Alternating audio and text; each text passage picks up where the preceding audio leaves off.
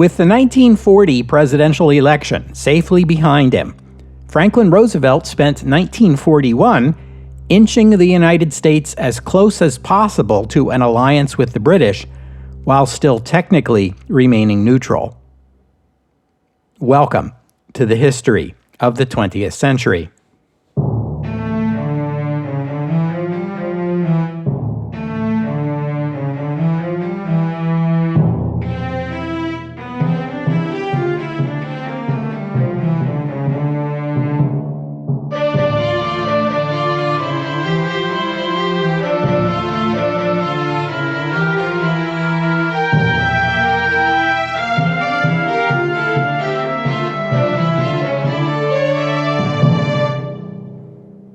Episode 344, America First.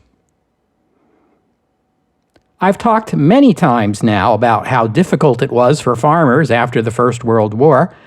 I've brought it up often enough you're probably sick of hearing about it by now, but it connects with much of the history of the period, and it's important to keep in mind.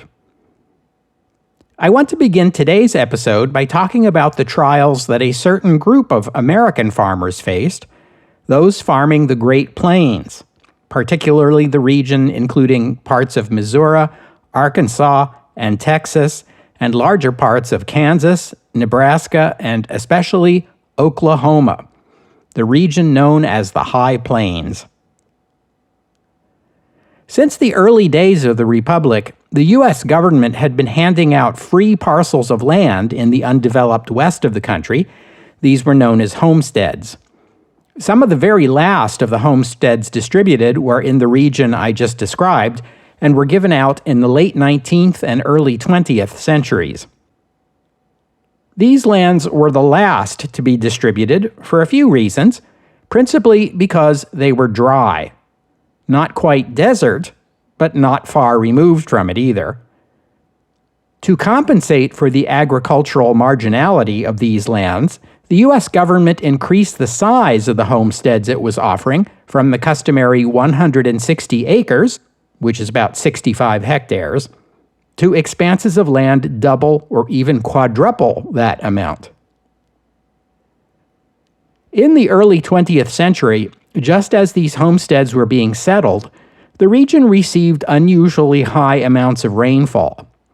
That, plus agricultural mechanization, which allowed a lone farmer to plant and harvest much larger expanses of land, made farming these lands seem feasible.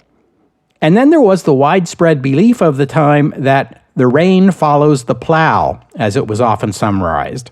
That is, the very act of cultivating land in itself increased rainfall and could make barren lands bloom. The sharp increase in the price of agricultural products during the First World War encouraged wheat production on these lands. When the 20s came and wheat prices plunged, farmers here, like everywhere in the advanced nations, tried to compensate by using modern mechanized farming methods to increase yields. This meant intensive plowing. The farmers' luck with the weather ran out in the 1930s. That decade would be one in which the region received less than average rainfall, instead of the greater than average rainfall to which the farmers had become accustomed. The result was an ecological disaster which struck at the worst possible time, coinciding with the Great Depression. You see, farmers were plowing the land, which destroyed the native grasses that were adapted to drought, and the roots of which helped hold the topsoil together. Farmers replaced them with wheat or left the fields fallow. After the wheat was harvested, farmers burned the stubble to discourage the return of the native grasses. When the drought came, the dryness reduced the topsoil in the region to a fine powder, which led to massive wind erosion in a region where high winds are common. Tremendous dust storms blew up, storms so intense they blackened the sky and turned the land dark at noon. Visibility was reduced to virtually nothing. These fine particles fouled the engines of tractors and other machines and vehicles. It got into the eyes and the throat and made people sick. Clouds of dust sometimes ranged as far as the east coast of the United States, fouling the air of America's major cities and dirtying even the snow that fell in winter. As the decade of the 1930s progressed, increasing numbers of family farms failed altogether due to the loss of topsoil and the destruction of family homes. An estimated 3 million people fled the region over that decade, leaving in battered cars or trucks into which they piled as many personal possessions as they could carry. Climate refugees, we might call them today. Many traveled as far as California, a state that was weathering the Depression better than most, and in which agriculture was still viable. They often became poorly paid migrant farm laborers, taking whatever work they could find. Many of these internal migrants were unwelcome in their new homes, where work was already hard to get because of the Depression. They were labeled with derisive names like Arkie and Texie, and especially Okie, derived from the names of the states they had fled. It was one of the biggest ecological disasters the world had ever seen in historical times, and it was entirely human-made. It has become known to history as the Dust Bowl. The one bright spot here was that a disaster like this could be addressed by the creation of yet another three-letter agency as part of the New Deal, which was developing at the same time. In 1933, the Soil Erosion Service was created within the Department of the Interior. The Soil Erosion Service could offer farmers in the region technical advice on erosion control, things like farming techniques that didn't require the kind of deep plowing farmers had previously used, and windbreaks in the form of lines of trees that would dampen wind gusts and help prevent soil erosion. The CCC sent laborers to help plant the trees and native grasses and rebuild the farms. At first, funding for these programs was slight. In 1935, the Roosevelt administration requested increased funding for the Soil Erosion Service. The story goes that Congress was skeptical of the need, but changed their minds after Washington, D.C. was struck by a dust storm originating in the Great Plains, allowing the members to see the problem firsthand and convincing them to approve the funding. The Soil Erosion Service was moved to the Department of Agriculture and renamed the Soil Conservation Service. The agency still exists in our time. It is now called the Natural Resources and Conservation Service. The plight of these migrants was immortalized in the 1939 John Steinbeck novel, The Grapes of Wrath, and in its 1940 film adaptation, as well as in the photography of Dorothea Lange and the songs of Woody Guthrie, himself an Okie who migrated to California. Yeah, and as for that name Okie, it was originally used derisively, but has over time become a more neutral term, even in some cases a badge of honor. One milestone in removing the stigma of the name began with country music singer-songwriter Merle Haggard, born in California in 1937 to Okie parents. In 1969, Haggard released a hit song titled, "I'm Proud to Be an Okie from Muskogee," that redefined Okie to mean Middle American. When Congress allotted $7 billion in 1941 for American defense, the Okie community in California found better jobs, thanks to the expanded manufacture of armaments there. There are an estimated 7 million descendants of Okies living in California in our time, and although many Okies returned to their homes when times improved, many others in California and in other parts of the United States chose to remain in their new homes. Some of their descendants retain their own unique culture and identity, even in our time. But life has a way of changing your plans, with little detours on the way to the promised land. We don't always end up where we thought we'd be, but that's a blessing in disguise if you ask me. Give me a simple life between the earth and sky, where I can build a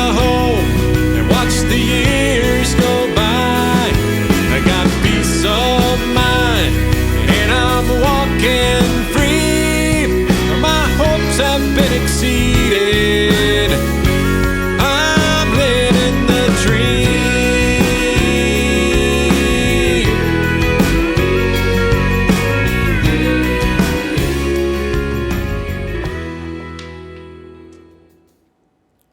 I've talked here and there on the podcast about Charles Lindbergh.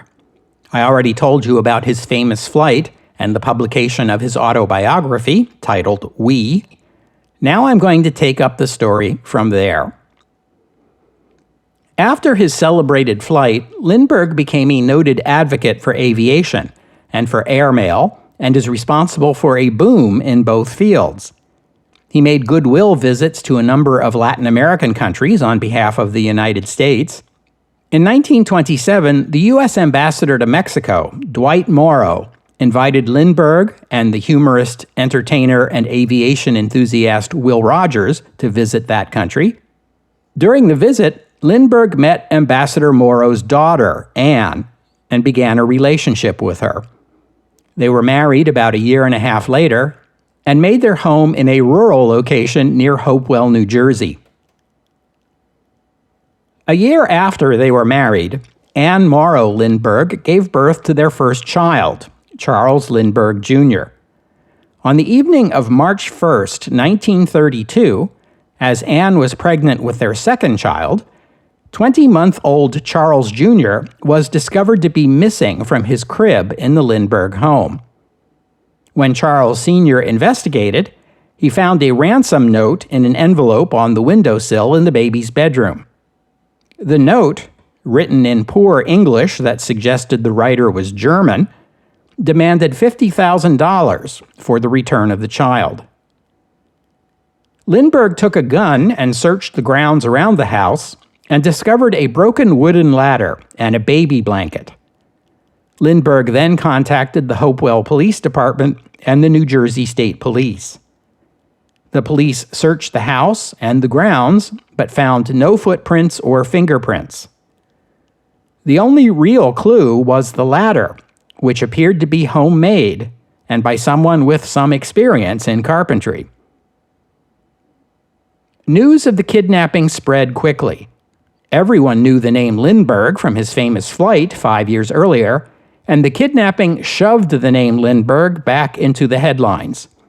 Tart-tongued journalist H.L. Mencken declared the Lindbergh baby kidnapping the biggest news story since the resurrection. A number of well-meaning amateurs volunteered to help investigate. Many of them searched the grounds, finding nothing but surely destroying any footprints that might have been there. President Hoover, and later President Roosevelt, offered the services of the FBI, even though kidnapping was not at that time a federal crime. On March 6th, the Lindberghs received a second note from the kidnapper, postmarked March 4th in Brooklyn, New York. The note upped the ransom demand to $70,000 and identified John Condon, a well-known figure in the Bronx, as the go-between between the kidnapper and the Lindberghs. The note also demanded the money be delivered in a wooden box of specified dimensions. Condon met with a shadowy figure claiming to be the kidnapper at night in a cemetery in the Bronx.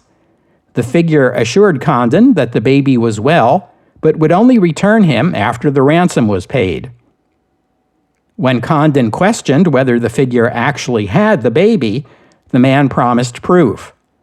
A few days later, Condon received in the mail a baby's sleeping suit, which the Lindberghs confirmed belonged to their child. On April 2nd, Condon met with the shadowy figure again and gave him a wooden box containing $50,000. He told the man that was all the money the Lindberghs had been able to raise. The man accepted it and told Condon the baby was in the care of two women who did not know his identity, and he would identify them to Condon later. The bills that had been paid to the ransomer had not been marked, but their serial numbers had been recorded. Many of the bills were in the form of gold certificates.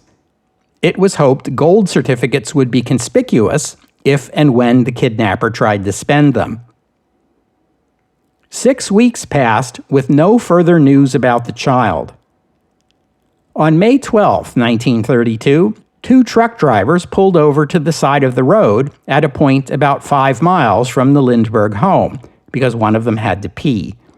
He went into a wooded area to take care of the matter discreetly and found the body of Charles Lindbergh, Jr. Examination showed that the baby had been killed by a blow to the head. The body showed significant decomposition, indicating it had been there for some time. The police issued hundreds of thousands of pamphlets in and around New York City, listing the serial numbers of the bills that had been included in the ransom payment. Individual bills were discovered here and there, and as far away as the Midwest, but none of them could be linked to the person who had spent them. In late April 1933, more than a year after the ransom had been paid, a man brought nearly $3,000 in gold certificates into a bank in New York City to exchange them per the Roosevelt administration's ban on the private holding of gold or gold certificates. The owner of the bills had given a false name and an address in Harlem. Another year and a half passed with no leads in the case. Police did notice that the money from the ransom occasionally turned up, most often along the route of the Lexington Avenue subway, which runs along the east side of Manhattan and on into the Bronx. On September 15, 1934, a bank teller in New York received a $10 gold certificate that was part of the ransom money. It had a license plate number written on it. The teller was able to identify the person who brought it in, the manager of a nearby gas station. When the gas station manager was contacted, he told the police he had received the bill from a customer whom he judged suspicious. He feared the bill might have been counterfeit, so he had written the customer's license plate number on the bill, just in case that proved to be true. The license plate was matched with a car owned by a man named Bruno Richard Hauptmann, a resident of the Bronx. Hauptmann was placed under police surveillance for 4 days until he realized he was being followed and attempted to escape by driving through the Bronx at high speed. This didn't work. It never works. Please don't ever try to flee the police. And he was taken into custody. Hauptmann proved to be a German immigrant working as a carpenter. German, carpenter, lives in the Bronx. Any of this ringing bells? Here's some more biographical information about Hauptmann. He was born in Germany and served on the Western Front during the First World War. After the war, he committed robberies and burglaries, including one burglary that involved climbing a ladder and entering the victim's home through a second-story window. Hauptmann served 3 years in a German prison for these crimes. Soon after his release, he was arrested and charged with more. He then fled Germany for the United States, stowing away on a passenger ship and entering the U.S. illegally in 1923. In the U.S., he gained a degree of protection within the German-American community in New York City and secured work as a carpenter. The police interrogated Hauptmann, and in 1934, interrogation might well include beating the suspect, so yes, there was that. Police searched Hauptmann's home and found $14,000 of the ransom money, also Joe Condon's phone number, and evidence that the lumber used in making the ladder had been taken from the wooden structural members of Hauptmann's home. The newspapers called Hauptmann's trial the trial of the century. Oh, jeez. Please stop saying that. You know, this is the 5th trial of the century we've covered on the podcast, after those of Leon Czolgosz, Fatty Arbuckle, Leopold and Loeb, and John Scopes. And we're still only a third of the way through the century. Everybody knows that the real trial of the century was the Nuremberg trials. The newspapers also called Hauptmann the most hated man in the world, and this probably wasn't true either. I would nominate Joseph Stalin as the most hated man in the world in 1936, since Adolf Hitler was then only beginning to get up to speed. The newspapers wrote extensively about the evidence and basically convicted Hauptmann before the court had a chance to, which it did. He was sentenced to death. The governor of New Jersey offered Hauptmann clemency in exchange for a confession. Hauptmann refused. He was executed in the electric chair at Trenton State Prison in New Jersey on April 3, 1936, proclaiming his innocence until the very end. I should note there are those who believe Hauptmann was wrongly convicted and that much of the evidence against him was fabricated. Certainly, the press whipped up a great deal of animosity against him. His wife, Anna, spent the rest of her life, until her death in 1994, arguing and litigating her husband's innocence, with no success. Either way, what is clear is that the press coverage and the trial were deeply unfair. But whatever you think about Hauptmann's guilt or innocence, or how he was treated by the justice system, there can be no doubt that the long investigation, the incessant press coverage, and the trial must have been deeply traumatic for Charles and Anne Lindbergh. They feared for the safety of their second child, John Lindbergh, born during the media frenzy over the kidnapping of his elder brother. Just before Christmas, 1935, and a few months before the execution of Hauptmann, Charles and Anne and their 3-year-old son John fled the United States in secret for Europe. They stayed for a time in Wales, then bought a house in Kent. In 1938, Lindbergh bought a small island off the coast of Brittany in France and moved his family there. During their time in Europe, the Lindberghs made several visits to Germany. The first of these was for the 1936 Olympic Games in Berlin, where Lindbergh got VIP treatment from the Nazi government. This drew criticism from some in the United States. However, though it was not public knowledge at the time, obviously, the Germans were showing off their latest aircraft to Lindbergh, and Lindbergh was reporting what he saw back to the U.S. military, which was valuable information. Lindbergh was one of the few foreigners offered the opportunity to fly a Messerschmitt 109, for instance. Lindbergh also shared his views on the European situation with the French and British governments in 1938, around the time of the Sudetenland crisis. He told the leaders of both countries that they were much weaker than Germany and that a military response against Germany would be disastrous. In October 1938, the U.S. ambassador in Berlin, Hugh Wilson, hosted a dinner at the embassy in honor of Lindbergh. Among those in attendance were several leading figures in German aviation, including Hermann Göring, the Reichsminister of Aviation. At the dinner, Göring surprised the Americans by offering Lindbergh the Order of Merit of the German Eagle, which was an award created by the Nazi government that was primarily given to foreigners. This is the same medal given to Henry Ford a few months earlier. I mentioned that back in episode 251.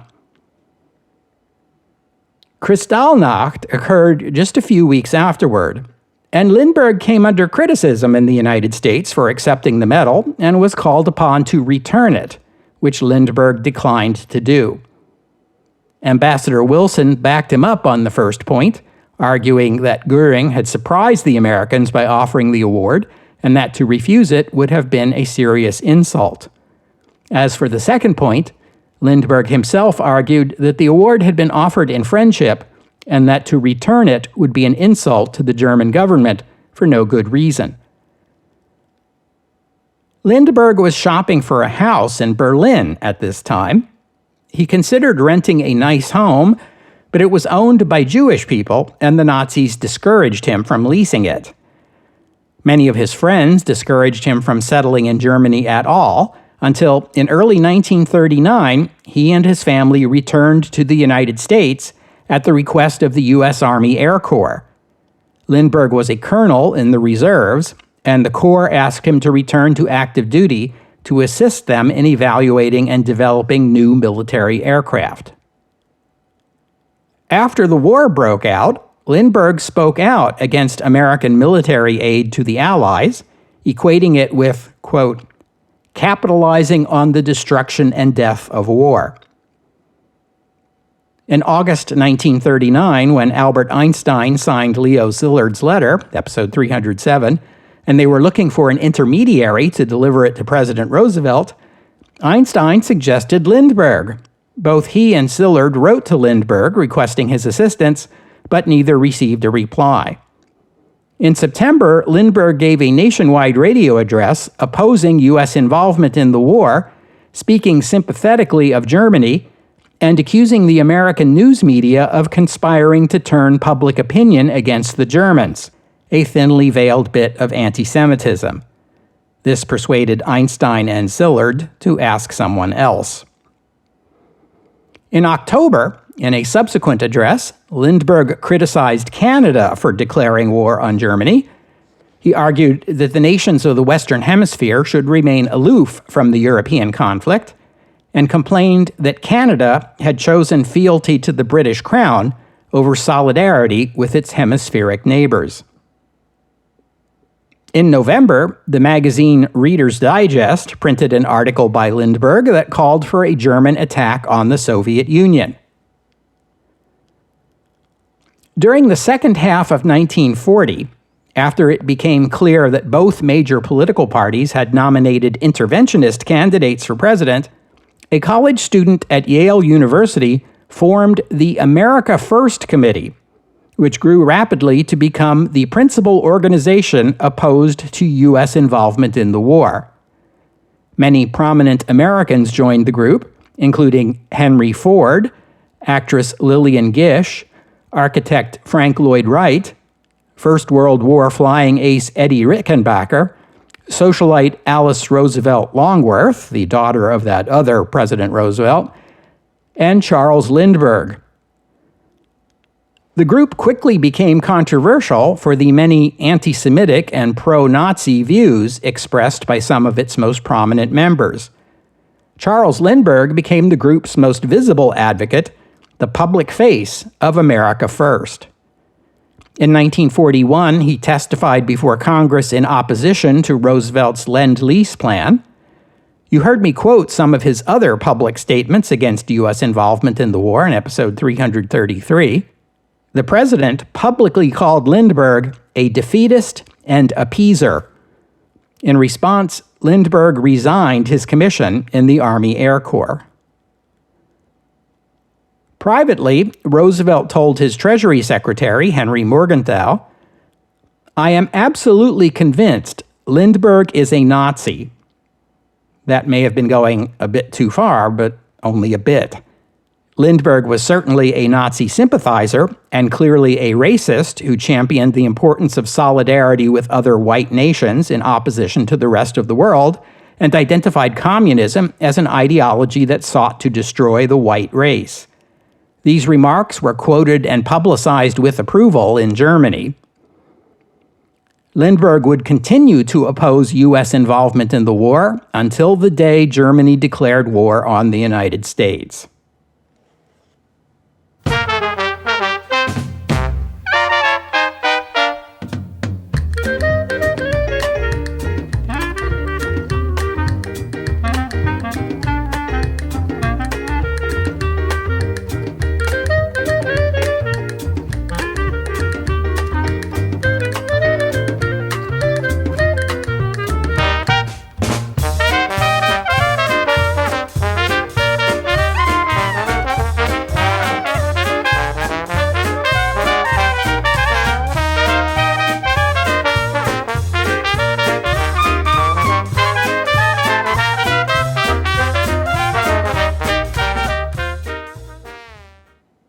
Speaking of hemispheric neighbors, during his first inaugural address back in March of 1933, President Roosevelt articulated his foreign policy this way: "I would dedicate this nation to the policy of the good neighbor, the neighbor who respects the sanctity of his agreements in and with a world of neighbors." He was speaking of the whole world, but later that year, his Secretary of State, Cordell Hull, at a conference in Montevideo, declared to Latin American representatives that it was the position of the United States that no nation had the right to intervene in the internal or external affairs of another. After that, the good neighbor policy, as it had come to be called, was seen primarily as a reset of U.S. relations with Latin America. In accordance with the good neighbor policy, the U.S. withdrew its occupation forces from Haiti in 1934. Following a military coup in Cuba, the U.S. recognized the new government and negotiated a new treaty arrangement that nullified the parts of the 1903 treaty between the U.S. and Cuba that were most offensive to the Cubans, especially the one that granted the U.S. the right to intervene militarily in Cuba as it saw fit. What were the Roosevelt administration's motives in pursuing the good neighbor policy?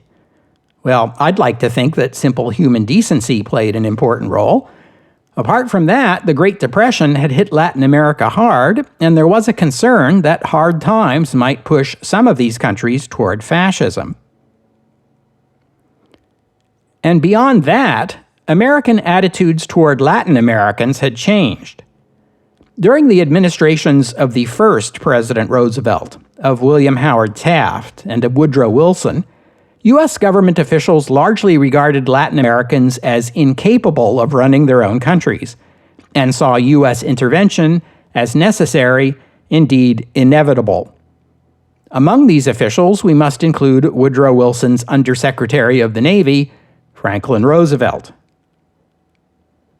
But like many Americans, Franklin Roosevelt changed his mind on this question between 1914 and 1934. The Roosevelt administration advocated for closer relations between the U.S. and the nations of Latin America, and that these relations be more equal and mutually respectful. After the Second World War began, the Roosevelt administration created the Office of the Coordinator of Inter-American Affairs and appointed as its head the 32-year-old Nelson Rockefeller, son of John D. Rockefeller, Jr., and thus grandson of the original oil magnate John D. Rockefeller, Sr. Rockefeller's office was tasked with improving relations between the U.S. and its Latin American neighbors by promoting cultural understanding. They worked with CBS to create a Pan-American radio network to share news and cultural programming, and with Walt Disney to create 2 animated films to encourage inter-American understanding, 1942's Saludos Amigos and 1944's The Three Caballeros. Also, shortly after the war began, U.S. and Latin American representatives met at the Panama Conference to discuss American security. These nations issued the Panama Declaration, proclaiming the waters of the Americas off-limits to military action by belligerent navies. Canada, Bermuda, and the Falkland Islands were exempt because they were belligerents. International law permitted every neutral nation to declare a maritime security zone extending 300 nautical miles from its coast. But this Pan-American Security Zone, as it was called, extended beyond that in many places, in some as far as 1,000 nautical miles. In the North Atlantic, the zone extended as far as the 60-degree west meridian. The signatories also agreed not to allow submarines of belligerent nations to dock at their ports. These declarations clearly advantaged the British and disadvantaged the Germans. Nevertheless, the first major violation was made by the Royal Navy when they attacked the Graf Spee off the coast of Uruguay. Western Hemisphere nations sent diplomatic protests to London, but otherwise took no action. In 1941, when the Lend-Lease Act was passed, the U-boat war against British shipping was sinking British ships 3 times faster than British shipyards could build new ones. The U.S. government was concerned that the billions of dollars of military aid appropriated to Britain, sent on British ships, would end up at the bottom of the Atlantic. the U.S. Navy began escorting British ships through the Pan American Security Zone, thus easing the burden on the Royal Navy. On April 9, 1941, the first anniversary of the German occupation of Denmark, the U.S. State Department signed a treaty agreement with Denmark. Well, actually, Denmark was under German occupation, and the treaty was signed with the Danish ambassador to the U.S., who had been appointed before the war and was refusing to accept instructions from Copenhagen as long as it was occupied. So, in fact, the State Department signed a treaty with the ambassador, granting the U.S. permission to establish bases in Greenland. Greenland was practically an independent nation that set its own policy after the occupation of Denmark. Now it would become a de facto U.S. protectorate. The next day, the U.S. extended the security zone east from 60 degrees west to 24 degrees west. Now it reached almost to Iceland, which was the gathering place for British convoys on their way east. U.S. Navy ships would patrol this zone, and if they sighted a German U-boat, they would announce the sighting in an open radio broadcast that could be monitored by any British ship that cared to. Roosevelt told his cabinet this new declaration was a step forward. Secretary of War Stimson replied, "Keep on walking, Mr. President. Keep on walking." Public opinion polls gave Roosevelt a 73% approval rating, but they still showed strong resistance to entering the war. U.S. Navy Chief Admiral Harold Stark complained privately that the future of American democracy was in the hands of George Gallup, the pollster. King George VI, perhaps more perceptively, wrote to Roosevelt to tell him, quote, "I have been struck by the way you have led public opinion by allowing it to get ahead of you." On May 27, 1941, with Yugoslavia and Greece now fallen, Roosevelt gave his first fireside chat of the year. He warned the American people of the threat facing them from Nazi Germany and declared a national emergency. He vowed the U.S. Navy would use any means necessary to ensure U.S. military aid reached Britain. He proved it in July when the U.S. and Iceland signed an agreement under which America took on the responsibility for defending Iceland for the duration of the war. The agreement included language guaranteeing Icelandic independence. The British garrison in Iceland was replaced by an American garrison, which peaked at 40,000 soldiers, which was more adult men than were in the native population of Iceland at the time. At home, Roosevelt was facing a difficult problem in race relations.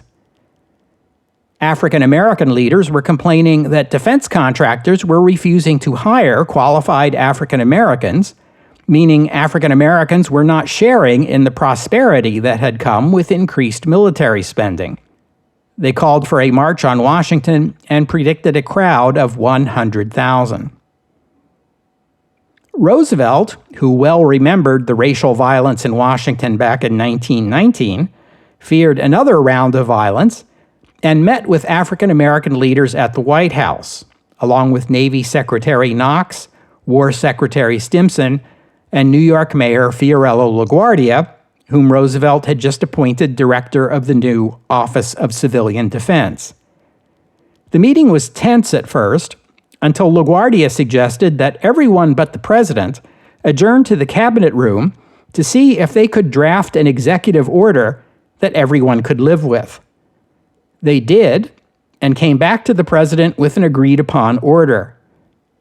Actually, it took a week before they could craft language everyone could accept, and when it was presented to Roosevelt, he signed it. The order banned discrimination in federal government employment and among military contractors on the basis of, quote, race, creed, color, or national origin. And it represented the biggest step forward in civil rights in the United States so far this century. It became official policy of the federal government not to discriminate among its own employees, And for the first time, private employers were required not to discriminate as a condition of contracting with the federal government.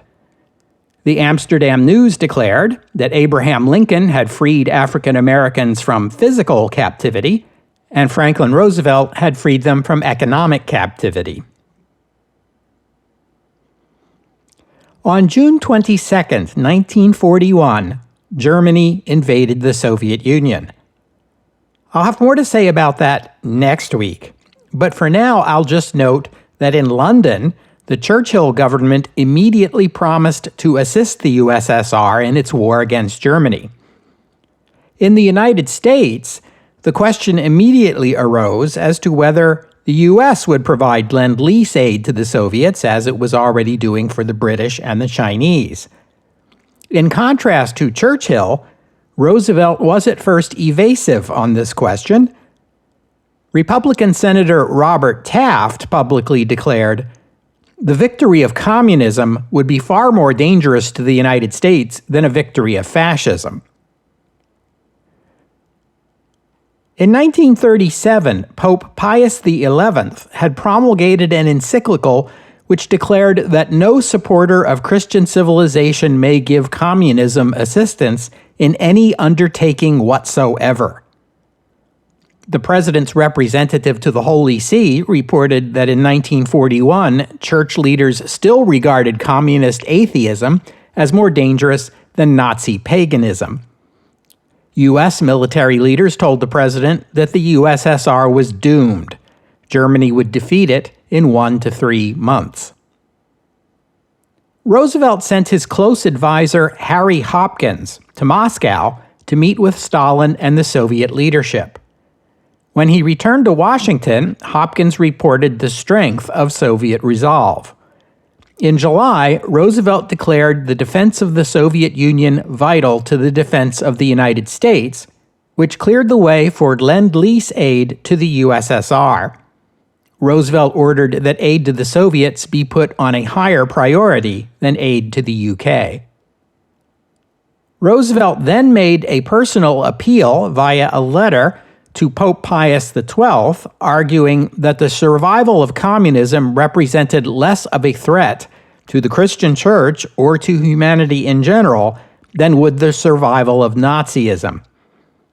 The Pope's reply to Roosevelt was ambiguous, but then he also called the attention of the American Church to a different paragraph in his predecessor's encyclical, in which Pius XI distinguished between communism, which the Church deplored, and the Russian people, whom the Church regarded with affection. The implication was clear. Aid to communists is bad, but aid to the Russian people is an entirely different matter. Roosevelt wanted a face-to-face meeting with Winston Churchill, and Churchill agreed.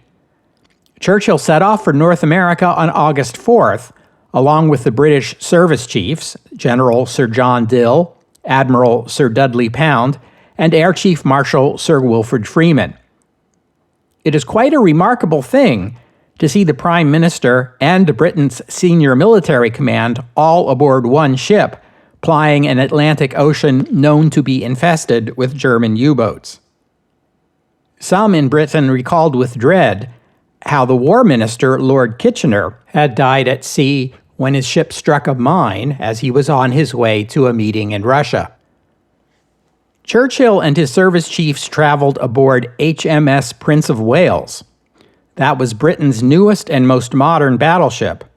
It maintained radio silence and pursued a zigzag course across the ocean, escorted half of the way by British destroyers and the rest of the way by Canadian destroyers.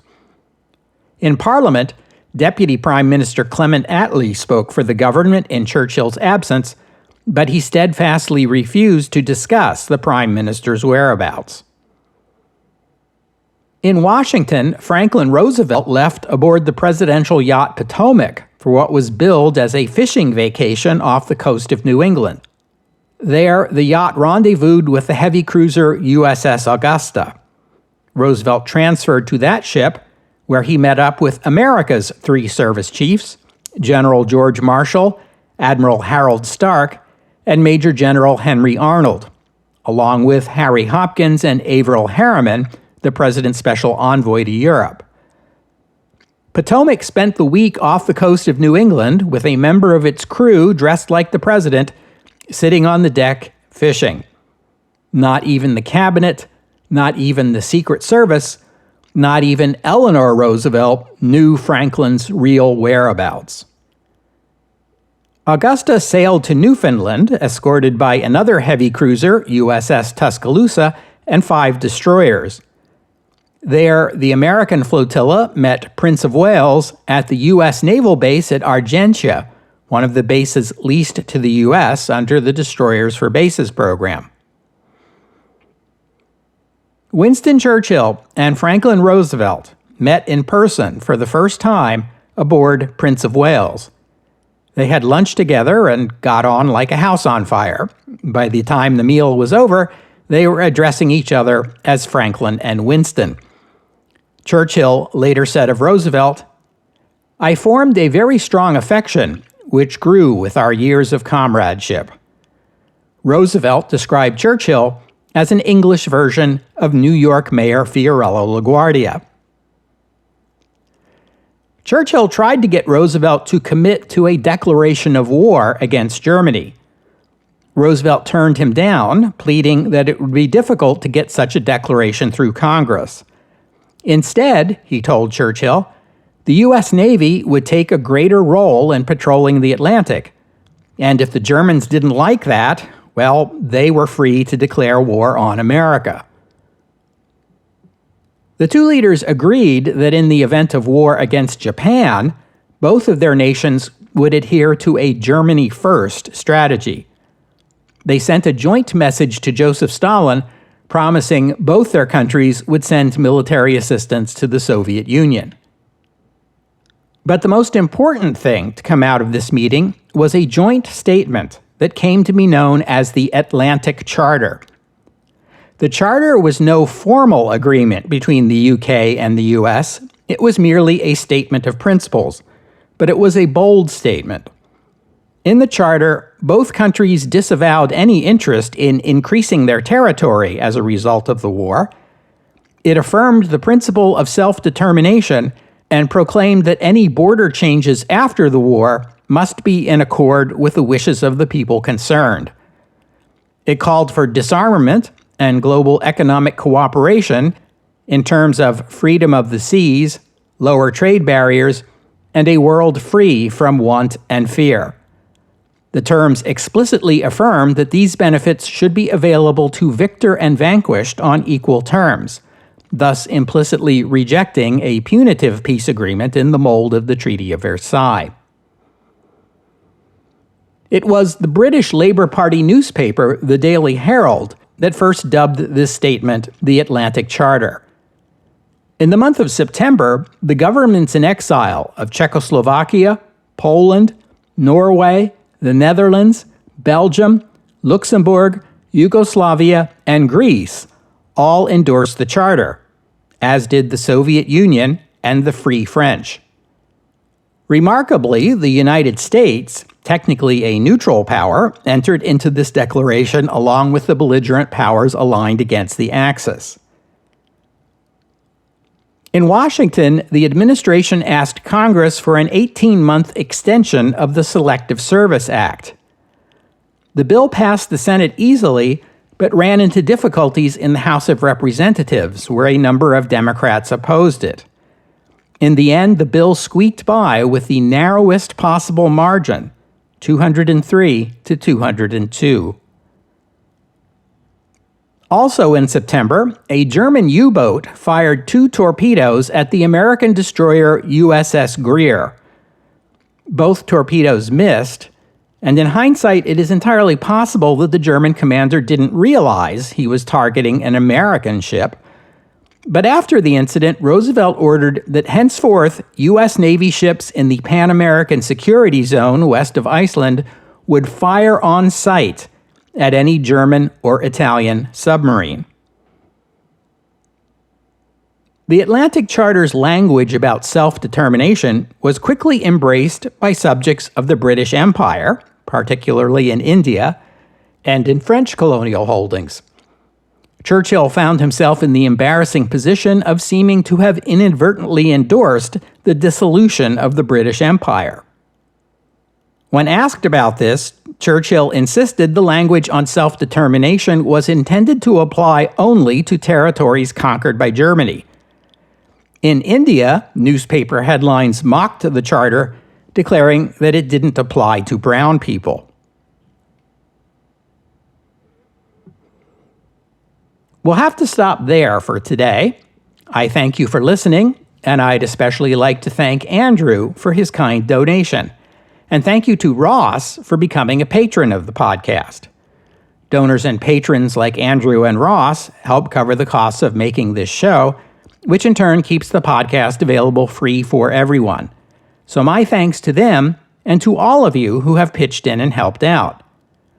If you'd like to become a patron or make a donation, you are most welcome. Just visit the website historyofthe20thcentury.com and click on the PayPal or Patreon buttons. The podcast website also contains notes about the music used on the podcast, which is sometimes my own work and sometimes licensed, but most of the time the music you hear here is free and downloadable.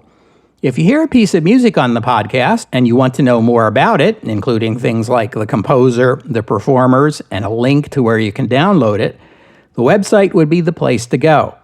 And while you're there, you can always leave a comment and let me know what you thought about today's show.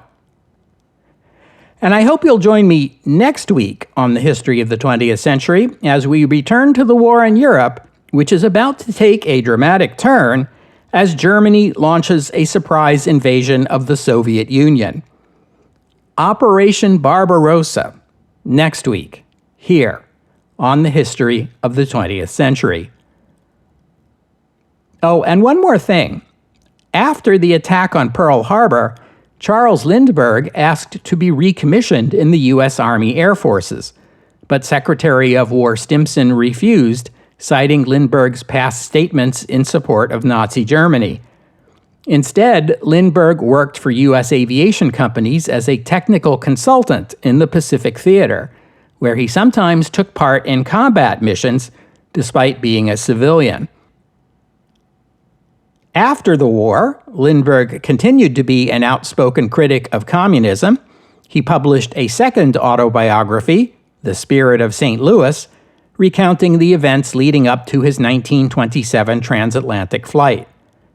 This book won the 1954 Pulitzer Prize for biography.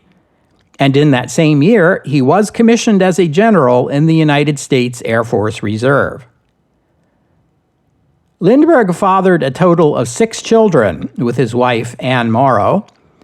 Beginning in 1957, he engaged in secret long-term relationships with no less than 3 different women in Germany and fathered a total of 7 children with them.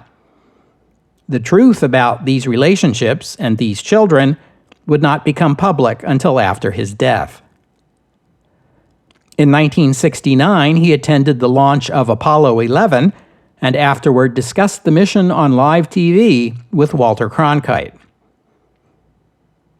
In his later years, Lindbergh took up a number of environmental causes, including advocating for protection of lands in Hawaii, in Africa, and in the Philippines, and for endangered species such as the humpback whale. He spent his final years living on the Hawaiian island of Maui. He died in 1974 at the age of 72. Anne Morrow Lindbergh became a writer and poet after the war, publishing 6 nonfiction books and a collection of poetry. She died in 2001 at the age of 94.